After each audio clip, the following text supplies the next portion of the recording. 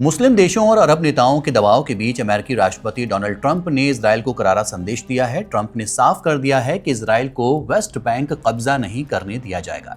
इस बयान ने इजरायल की अल्ट्रा राइट सरकार और प्रधानमंत्री नेतन्याहू को सीधे चुनौती दी है। आइए जानते हैं इस सख्त बयान के पीछे की पूरी कहानी और इसका क्या होगा असर। नमस्कार, मैं हूं आसिफ इकबाल और आप देख रहे हैं वन इंडिया।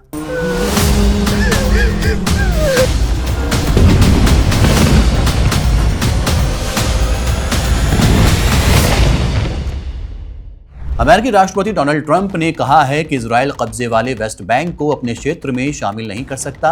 ये बयान उन्हें इजरायली प्रधानमंत्री बेंजामिन नेतन्याहू और उनके अल्ट्रा नेशनलिस्ट सरकार के सदस्यों के खिलाफ खड़ा करता है, जो फिलिस्तीनी क्षेत्रों के कब्जे और उन्हें अपने अधिकार क्षेत्र में शामिल करने की मांग कर रहे थे।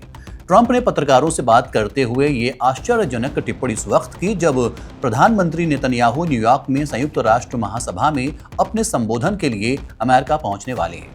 आपको बता दें कि इस हफ्ते की शुरुआत में ट्रंप ने संयुक्त राष्ट्र महासभा के दौरान सऊदी अरब, कतर, यूएई, मिस्र, जॉर्डन, तुर्की, इंडोनेशिया और पाकिस्तान के नेताओं से मुलाकात की थी। इन बैठकों का मकसद था गजा में इजरायल के जारी सैन्य अभियान को खत्म करने पर चर्चा करना। ट्रंप का यह बयान अरब देशों के दबाव की वजह माना जा रहा है। अमेरिकी राष्ट्रपति डोनाल्ड ट्रंप ने साफ कहा है कि मैं इजरायल को वेस्ट बैंक को अपने कब्जे में लेने की अनुमति नहीं दूंगा। ये नहीं होने वाला है। जब उनसे पूछा गया कि क्या उन्होंने नेतन्याहू के साथ किसी भी संभावित कब्जे को रोकने की योजना पर चर्चा की है, तो ट्रंप ने कोई साफ जवाब नहीं दिया। उन्होंने कहा, हाँ, लेकिन मैं इसे अनुमति नहीं दूंगा।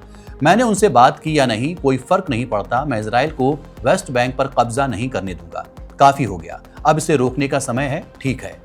ट्रंप ने यह नहीं बताया कि कब्जे को रोकने के लिए वो क्या कार्रवाई करेंगे। गजा का जिक्र करते हुए ट्रंप ने कहा कि वास्तव में बहुत ही बुरी स्थिति है। ट्रंप ने संकेत दिया कि शांति समझौता जल्द हो सकता है, लेकिन उन्होंने कोई विशेष विवरण या स्पष्टता नहीं दी। उन्होंने केवल कहा कि वास्तव में अच्छी वार्ता अरब देशों और नेतन्याहू के नेताओं के साथ हुई है। विश्लेषकों ने सवाल उठाया है कि क्या अमेरिका के इस बदलते और अप्रत्याशित नेता का मन बदल सकता है। ट्रंप का बयान सकारात्मक है, लेकिन यहाँ सवाल ये उठता है कि राष्ट्रपति ट्रंप वास्तव में इसे लागू करेंगे या नहीं। ट्रंप की टिप्पणियां संभावित रूप से उनकी प्रशासन को इजरायल की अल्ट्रा राइट सरकार के साथ टकराव की स्थिति में ला सकती हैं, जिसकी कमान संभाल रहे नेतन्याहू कर रहे हैं। ट्रंप का बयान सकारात्मक है, लेकिन यहाँ सवाल ये उठता है कि राष्ट्रपति ट्रंप वास्तव में इसे लागू करेंगे या नहीं। ट्रंप की टिप्पणियां संभावित रूप से उनकी प्रशासन को इजरायल की अल्ट्रा राइट सरकार के साथ टकराव की स्थिति में ला सकती हैं, जिसकी कमान संभाल रहे हैं नेतन्याहू और उनकी सरकार के कुछ सदस्य कब्जे वाले वेस्ट बैंक और गजा को अपने अधिकार क्षेत्र में शामिल करने को एक औपचारिक राजनीतिक लक्ष्य बना चुके हैं। जुलाई में इजरायली सांसदों ने नेसेट में 71 के खिलाफ 13 वोटों से एक गैर बाध्यकारी प्रस्ताव को मंजूरी दी थी, जिसमें वेस्ट बैंक को अपने अधिकार क्षेत्र में शामिल करने की मांग की गई थी। यह प्रस्ताव सबसे पहले इजरायल के वित्त मंत्री और अल्ट्रा राइट नेता बेजालेल स्मोट्रिच ने पेश किया था। स्मोट्रिच एक अवैध बस्ती में रहते हैं जो कब्जे वाले वेस्ट बैंक में है, और वो इजरायल के रक्षा मंत्रालय में भी एक पद संभालते हैं, जहां वो कब्जे वाले फिलिस्तीनी क्षेत्रों में अवैध बस्तियों के प्रशासन की निगरानी करते हैं। स्मोट्रिच और नेतन्याहू की अल्ट्रा राइट सरकार के कई सदस्य गजा में इजरायल की लड़ाई को खत्म करने की कोशिशों के खिलाफ भी सख्त हैं, और उन्होंने धमकी दी है कि अगर कोई समझौता हुआ तो वो सरकार को गिरा देंगे। जब ऑस्ट्रेलिया, फ्रांस, ब्रिटेन, कनाडा, पुर्तगाल और दूसरे देशों ने फिलिस्तीनी देश को मान्यता देने की तैयारी की, तब स्मोट्रिच ने कब्जे वाले वेस्ट बैंक में एक विवादित अवैध बस्ती में हजारों घरों के निर्माण की योजना पेश की। अगस्त में स्मोट्रिच ने कहा कि कब्जे वाले इस क्षेत्र में बड़े पैमाने पर बस्ती विस्तार आखिरकार फिलिस्तीनी देश के विचार को दफन कर देगा, क्योंकि अब मान्यता देने के लिए कुछ बचा नहीं है और मान्यता देने वाला कोई नहीं बचा। उन्होंने आगे कहा कि जो कोई भी आज फिलिस्तीनी राज्य को मान्यता देने की कोशिश करेगा, उसे हम जमीन पर जवाब देंगे।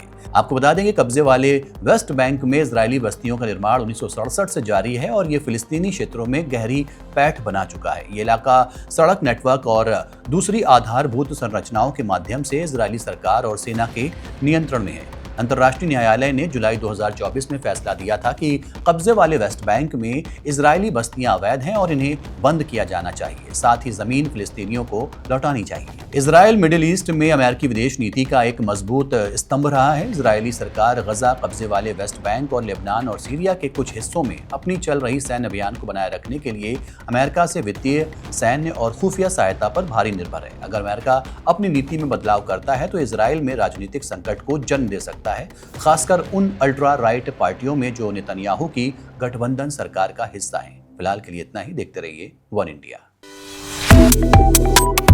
Subscribe to One India and never miss an update. Download the One India app now.